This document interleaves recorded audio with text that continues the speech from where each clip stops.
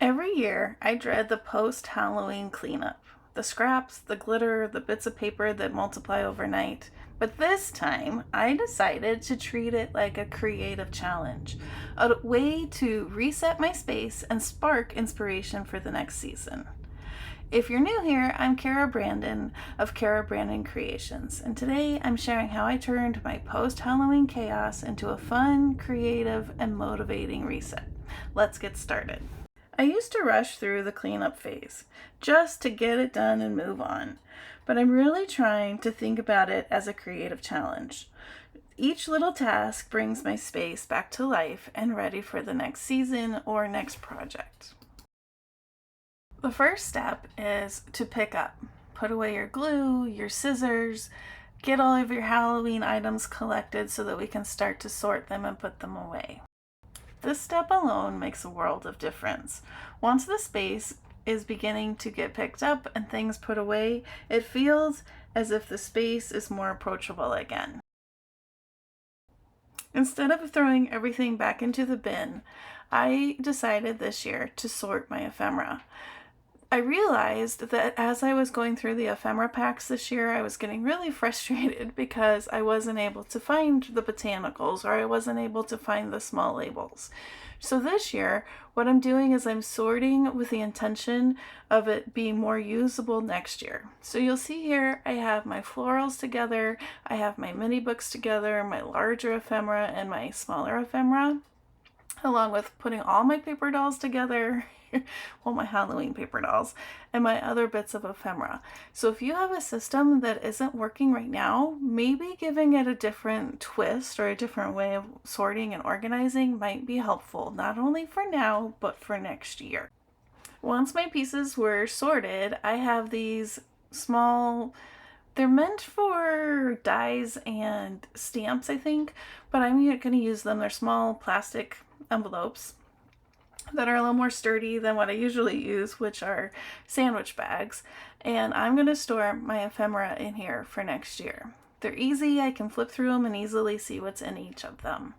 For my bigger items and things I have quite a few of, like my paper dolls, I didn't have a storage bag or a storage envelope that would suit it, so I'm back to using my Ziploc bags. It's still a great way to find your things, and now instead of having paper dolls in 4 or 5 different ephemera packs, all of the paper dolls are here together. Once I've sorted my ephemera and put them into the bags and the envelopes, then I am storing them into a scrapbook.com container that I can link below.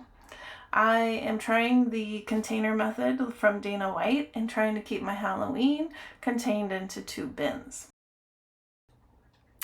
Tip number 3, prepare items for next year. If you have ever watched a Tim Holtz live, he talks about compartmental making, and I think what I'm doing here is the essence of that. I decided that one thing I wanted to have ready to go next year are these mini books that come in the Tim Holtz ephemera packs. They take a while to make, so I just decided, all right, I'm going to spend some time, turn on Netflix, and make a bunch of these books. So next year, when I open my bins, I'll be super excited to see that these are already on hand and ready to use. If you want the directions on how to make these, I'll link Tim Holtz's video down below. Some other ideas of things to have ready. Maybe you want to alcohol ink some of the glass balls or put, quote, sugar on items. Different things that will just make it easier if you want to use them next year. Maybe it's printing out a digital kit that you want to use. Maybe it's preparing ephemera or papers. Whatever it is, you think ahead to next year and what would make you really smile when you open the box and it's ready to go. Okay, tip number 4, we're going to prep our scraps. We're going to take out our die cuts, our punches, our cutting tools, and we're going to transform these scraps into usable materials. So for me, I took out a die set and I'm going to make some file folders and some specimen cards. I am not going to put this with my Halloween stuff. I'm actually going to keep this with my everyday things. And then that way I have more pieces ready to use for future projects. So I'm going to take these file folders and different pieces that I cut, and I'm going to put them in a bucket, a little bin that I have for other die cuts, and then I will have these ready to go when I need. The other thing I do with my scraps is cut little pieces out of my die cut bits. You might think this is nutty, but I use these strips a lot. I love making the quote Corey Dahman style ephemera, and I will have a video for that linked below, as well as my scrap guilt to scrap gold video where I go in more in detail with how to organize all of your scraps. For tip number 5, we're going to quote reset our supplies. We're going to clean our stamps, we're going to clean our stencils. Maybe we need to re-ink our favorite ink pads. We're going to get the items and the tools that we use most often back to working condition and clean and ready to use so that you don't have the dreaded ugh feeling the next time you want to use these tools. All right, tip number 6, we're going to tidy up our space. We're going to empty the garbage. We're going to sweep or vacuum. We're going to dust. We're going to get our craft room feeling good and ready to go for the next season and the next project. Now that the reset is complete and everything is put away and tidy, it's now time to get out either your Christmas supplies or items for your next challenge.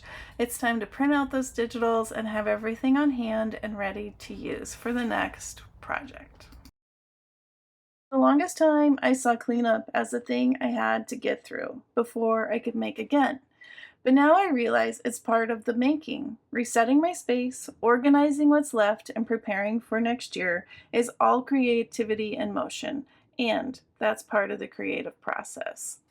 I hope you enjoyed this video. I hope this inspires you. I hope that you watch along while you're cleaning your space. And as always, I hope you have a wonderfully crafty day. Bye-bye.